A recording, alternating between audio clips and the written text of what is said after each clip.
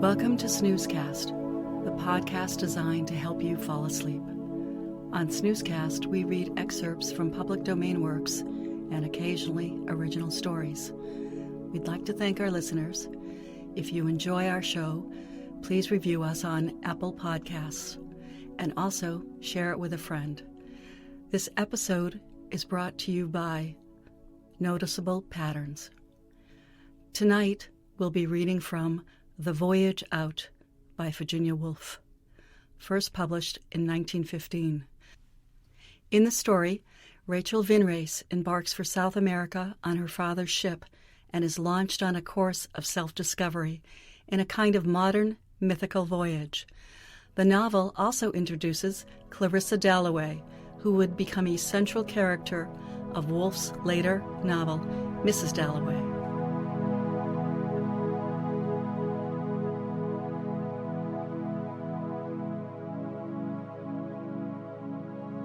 Let's get cozy. Close your eyes. Relax your body into the softness of your bed. Now, take a few deep breaths.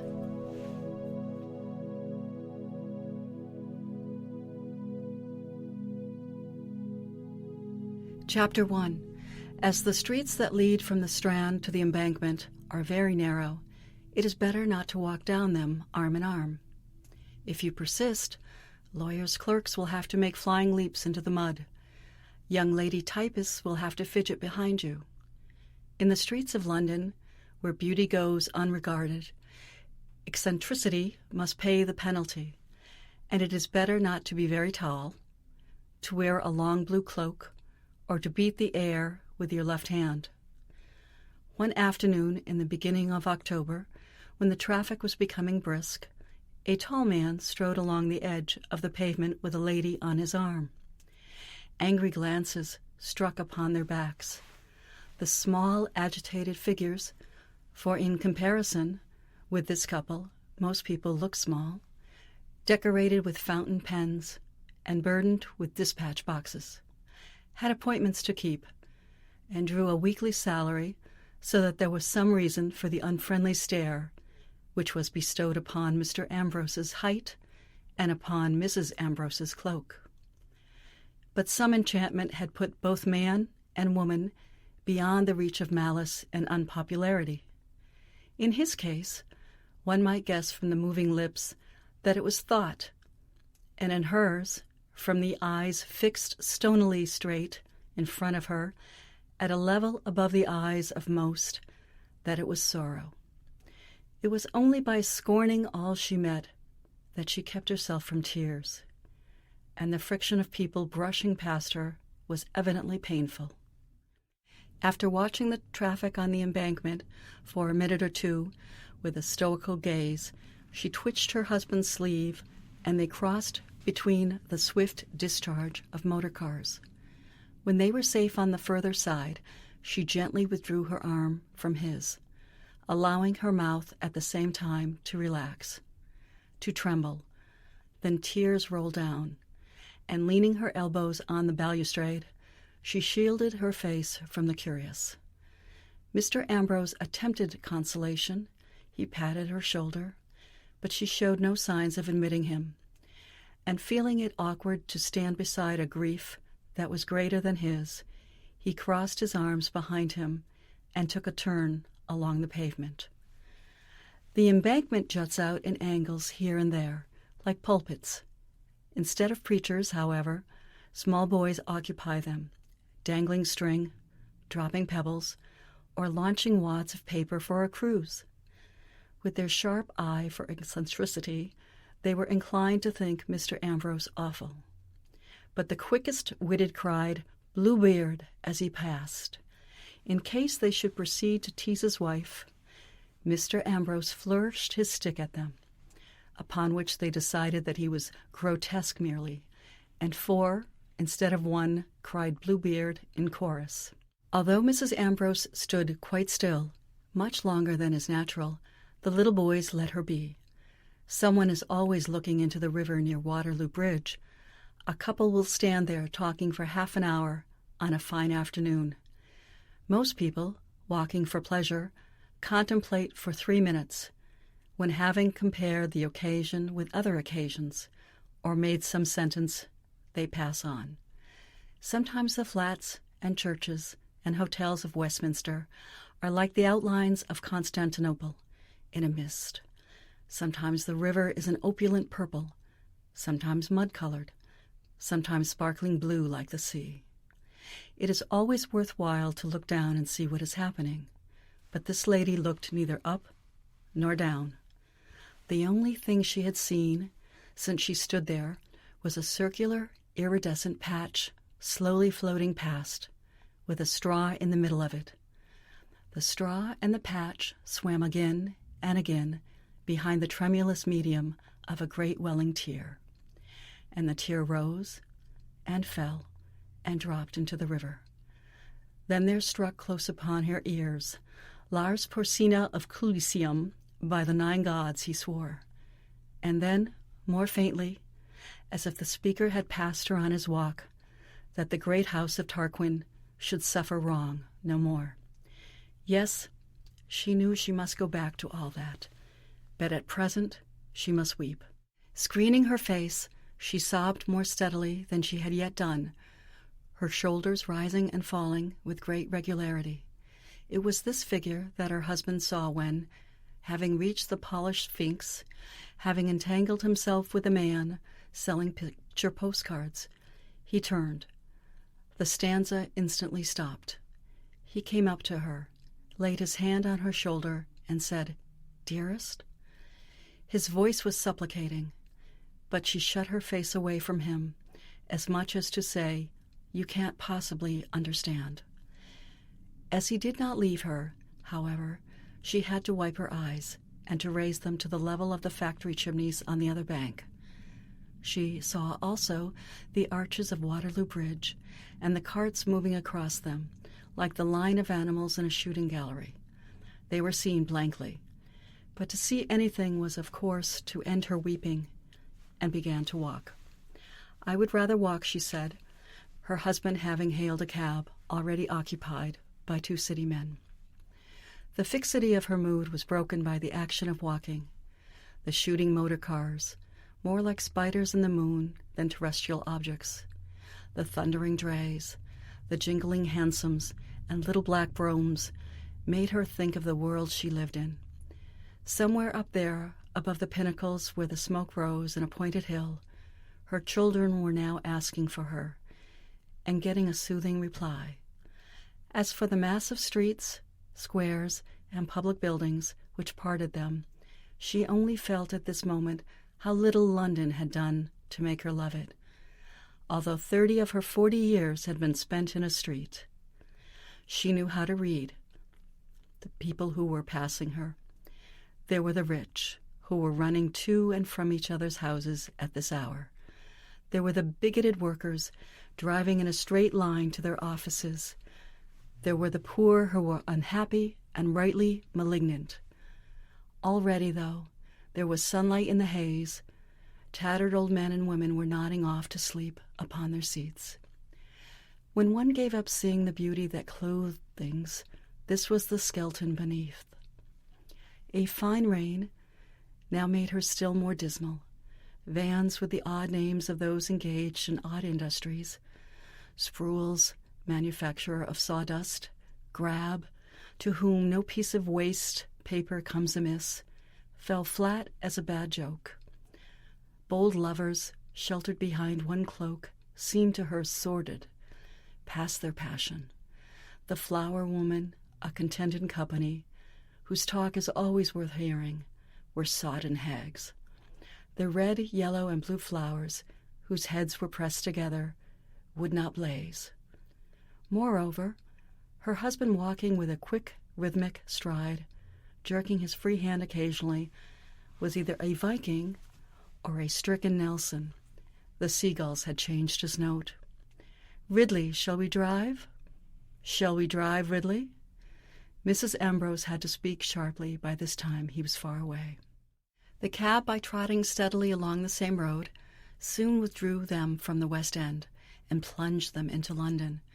It appeared that this was a great manufacturing place, where the people were engaged in making things, as though the West End, with its electric lamps, its vast plate glass windows all shining yellow, its carefully finished houses, and tiny live figures trotting on the pavement, or bowled along on wheels in the road, was the finished work. It appeared to her a very small bit of work for such an enormous factory to have made. For some reason, it appeared to her as a small golden tassel on the edge of a vast black cloak. Observing that they passed no other hansom cab, but only vans and wagons, and that not one of the 1,000 men and women she saw was either a gentleman or a lady, Mrs. Ambrose understood that after all it is the ordinary thing to be poor, and that London is the city of innumerable poor people. Startled by this discovery, and seeing herself pacing a circle all the days of her life round Piccadilly Circus, she was greatly relieved to pass a building put up by the London County Council for night schools. "Lord, how gloomy it is," her husband groaned. "Poor creatures." What with misery for her children, the poor, and the rain, her mind was like a wound exposed to dry in the air. At this point the cab stopped, for it was in danger of being crushed like an eggshell. The wide embankment, which had had room for cannonballs and squadrons, had now shrunk to a cobbled lane, streaming with smells of malt and oil and blocked by wagons. While her husband read the placards pasted on the brick announcing the hours at which certain ships would sail for Scotland, Mrs. Ambrose did her best to find information. From a world exclusively occupied in feeding wagons with sacks, half obliterated too in a fine yellow fog, they got neither help nor attention. It seemed a miracle when an old man approached, guessed their condition, and proposed to row them out to their ship in the little boat which he kept moored at the bottom of a flight of steps.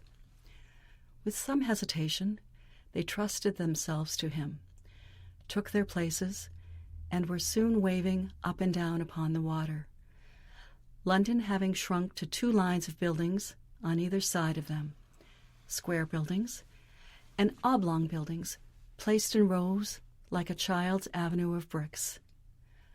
The river, which had a certain amount of troubled yellow light in it, ran with great force. Bulky barges floated down swiftly, escorted by tugs. Police boats shot past everything. The wind went with the current. The open rowing boat in which they sat bobbed and curtsied across the line of traffic. In midstream the old man stayed his hands upon the oars, and as the water rushed past them, remarked that once he had taken many passengers across, where now he took scarcely any. He seemed to recall an age when his boat, moored among rushes, carried delicate feet across 2 lawns at Rotherhithe. "They want bridges now," he said, indicating the monstrous outline of the Tower Bridge. Mournfully, Helen regarded him, who was putting water between her and her children. Mournfully, she gazed at the ship they were approaching. Anchored in the middle of the stream, they could dimly read her name, Euphrosyne. Very dimly, in the falling dusk, they could see the lines of the rigging, the masts, and the stark flag which the breeze blew out squarely behind. As the little boat sidled up to the steamer, and the old man shipped his oars, he remarked once more, pointing above, that ships all over the world flew that flag the day they sailed. In the minds of both the passengers, the blue flag appeared a sinister token, and this, the moment for presentiments, but nevertheless they rose, gathered their things together, and climbed on deck. Down in the salon of her father's ship, Miss Rachel Vinrace, aged 24, stood waiting her uncle and aunt nervously. To begin with, though nearly related, she scarcely remembered them. To go on with, they were elderly people, and finally, as her father's daughter, she must be in some sort prepared to entertain them. She looked forward to seeing them, as civilized people generally look forward to the first sight of civilized people, as though they were of the nature of an approaching physical discomfort. A tight shoe, or a draughty window.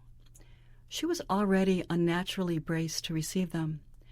As she occupied herself in laying forks, severely straight by the side of knives, she heard a man's voice saying gloomily, "On a dark night, one would fall down these stairs, head foremost," to which a woman's voice added, "and be killed." As she spoke the last words, the woman stood in the doorway. Tall, large-eyed, draped in purple shawls, Mrs. Ambrose was romantic and beautiful. Not perhaps sympathetic, for her eyes looked straight and considered what they saw. Her face was much warmer than a Greek face.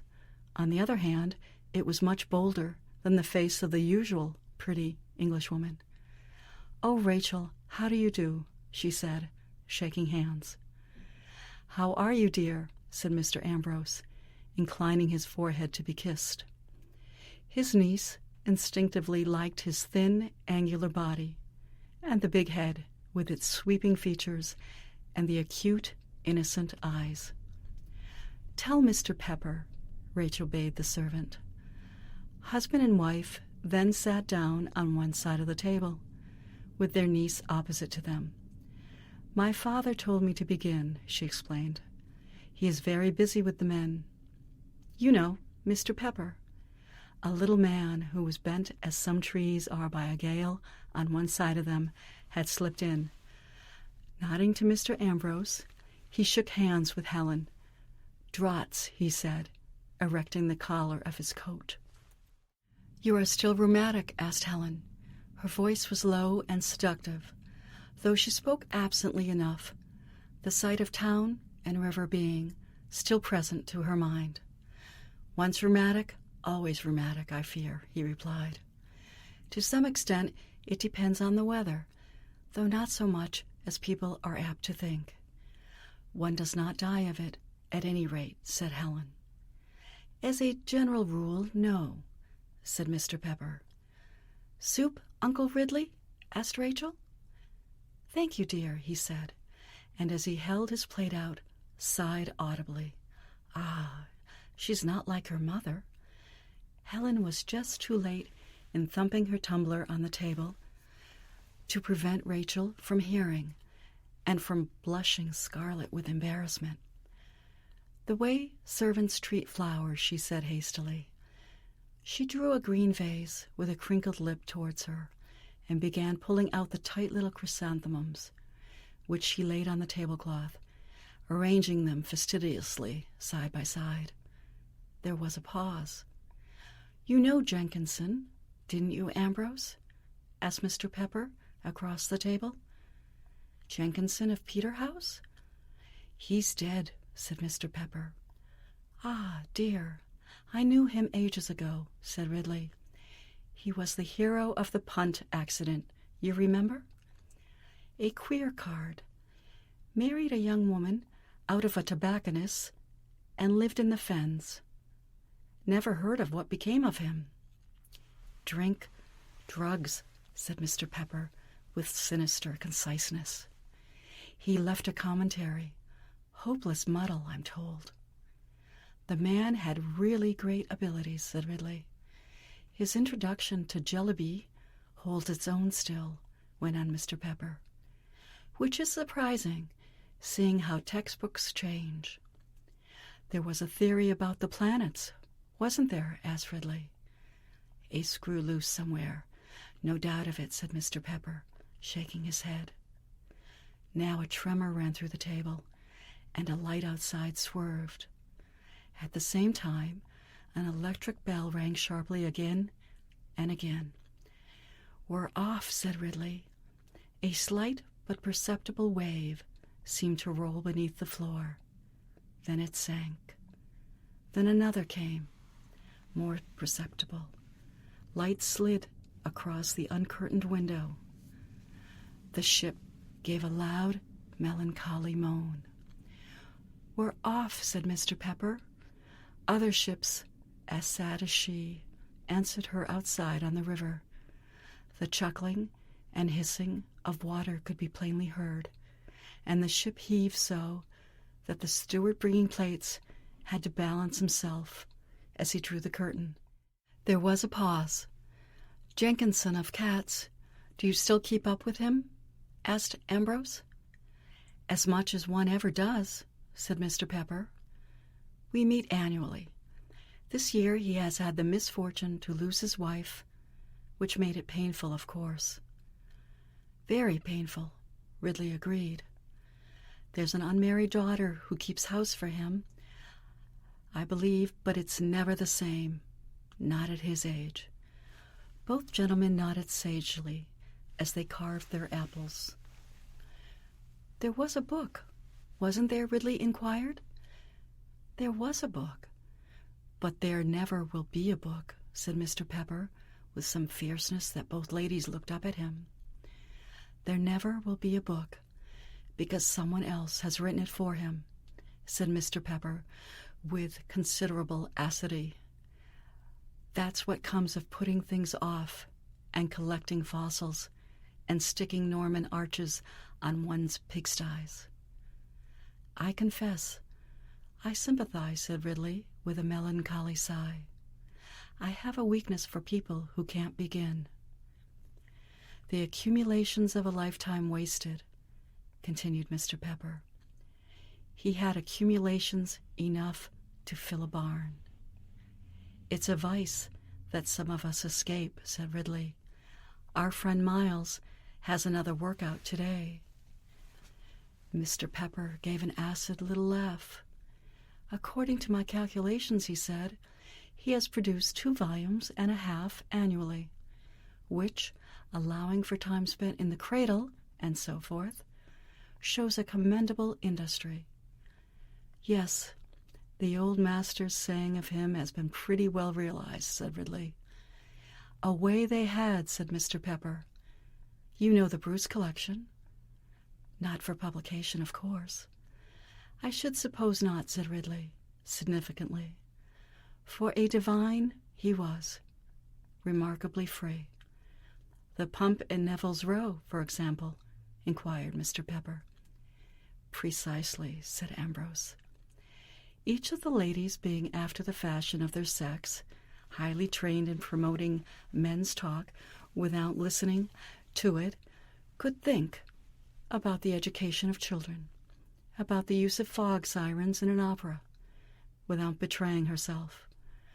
Only it struck Helen that Rachel was perhaps too still for a hostess, and that she might have done something with her hands.